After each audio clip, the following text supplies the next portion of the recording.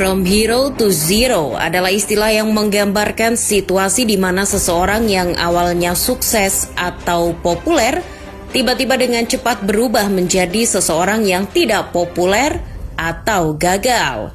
Di dunia sepak bola, salah satu pemain yang pernah berada dalam situasi tersebut adalah Mario Götze. Di masa mudanya, Mario Götze adalah salah satu pemain paling berbakat di sepak bola Jerman. Sejak belia, produk Akademi Borussia Dortmund itu sudah akrab dengan berbagai pujian.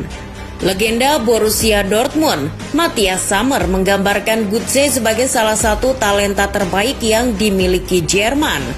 Pelatih legendaris Felix Magath bahkan menyebut Götze sebagai seorang pemain berbakat yang hadir sekali dalam seabad.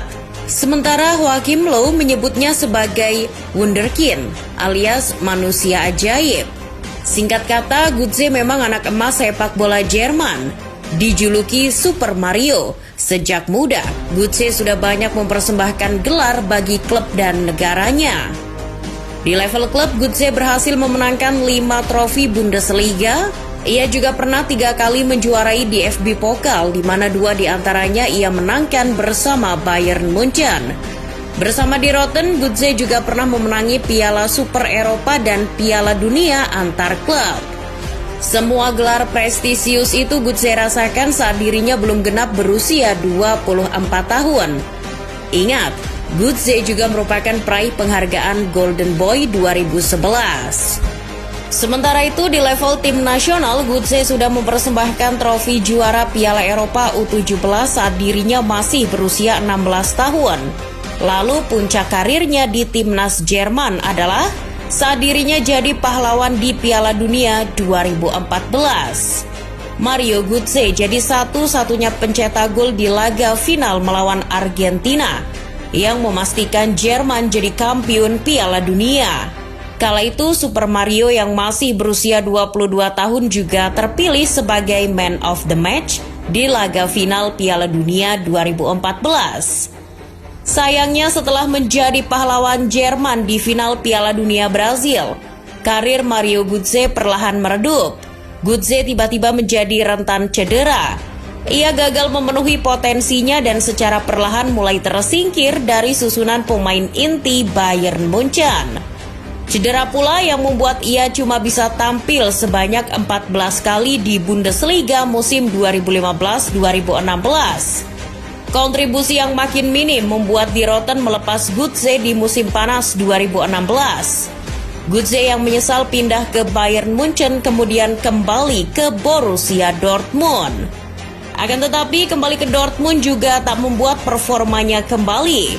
Di musim 2016-2017 ia cuma tampil 11 kali di Bundesliga dengan sumbangan 1 gol dan 1 assist saja. Cedera misterius yang ia derita disinyalir jadi penyebab performanya menurun.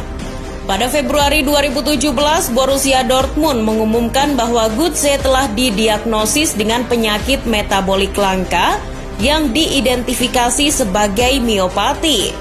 Miopati adalah penyakit otot di mana serat otot tidak berfungsi dengan baik. Miopati dapat menyebabkan kelelahan dan penambahan berat badan. Inilah yang membuat performa Mario Götze terus menurun. Giringan berkecepatan tinggi yang jadi ciri khasnya menghilang. Singkatnya, ia tak lagi cekatan.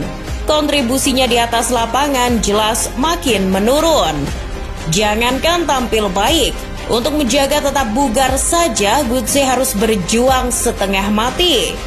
Mengutip dari The Guardian, Götze diketahui sering berlatih ekstra semasa di Bayern.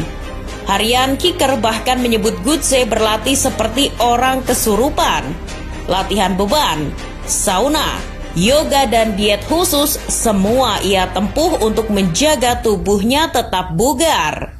Namun hasilnya nihil. Parahnya ketika ia kembali tampil buruk untuk Bayern Munchen, legenda seperti Mehmet Scholl malah menuduh Götze malas berlatih. Di luar itu, ia juga terus mendapat kritik dan ejekan. Kepulangannya ke Dortmund di musim panas 2016 sebetulnya adalah langkah Götze untuk mengubah nasibnya itu. Götze mungkin perlu berterima kasih kepada Dortmund yang sudah menemukan penyakit yang ia derita dan membantunya untuk sembuh. Di periode keduanya membela di Borussen, Götze berhasil mengumpulkan 103 caps di semua kompetisi. Ia juga berhasil memenangkan DFB Pokal dan DFL Super Cup. Namun, meski begitu, Mario Götze dinilai tak terlalu berkontribusi. Maka ketika kontraknya habis pada akhir musim 2019-2020, Götze dilepas Dortmund secara cuma-cuma. Berstatus free agent di usia 28 tahun membuat Mario Götze menghadapi sebuah ancaman serius. Super Mario terancam pensiun dini usai tak ada satupun klub yang meminangnya. Namun, di detik-detik akhir bursa transfer musim panas 2020, PSV Eindhoven menyelamatkan karirnya. PSV yang kala itu diarsiteki pelatih asal Jerman, Roger Smith, mengontrak Götze selama 2 tahun. Musim pertamanya di Belanda adalah penyesuaian baginya. Namun hebatnya, ia berhasil memberi kesan positif kepada penggemar PSV dengan gol perdana di laga debutnya. Götze jadi pemain andalan Roger Smith di PSV. Meski sempat diganggu cedera dan harus absen selama 12 laga di Eredivisie, tetapi ia masih sanggup mengumpulkan 25 caps di semua kompetisi. Dalam kesempatan tersebut, Götze berhasil menyumbang 6 gol dan 7 assist. Berkat itu pula, kontraknya langsung diperpanjang hingga Juni 2024. Di musim keduanya, Götze makin nyetel dan jadi bagian integral dari kesuksesan PSV, menjuarai Johan Cruyff Shield dan KNVB Cup. Di musim keduanya, Götze berhasil mencetak 12 gol dan 11 assist dalam 51 penampilannya di semua kompetisi. Itu adalah statistik terbaik Götze sejak dirinya didiagnosis dengan penyakit miopati. Kebangkitan Mario Götze bersama PSV Eindhoven jadi bukti bahwa si anak ajaib belum habis. Malahan, berkat pencapaiannya tersebut, nama Mario Götze kembali melambung. Ada harapan yang dari para penggemar PSV agar Götze mau bertahan lebih lama di Philips Stadion. Namun menyusul kepergian Roger Smith dari kursi pelatih PSV, Mario Götze kemudian mengutarakan keinginannya untuk hengkang. Berbeda dengan 2 tahun lalu, kali ini Götze tak perlu pusing 7 keliling menunggu tawaran klub lain.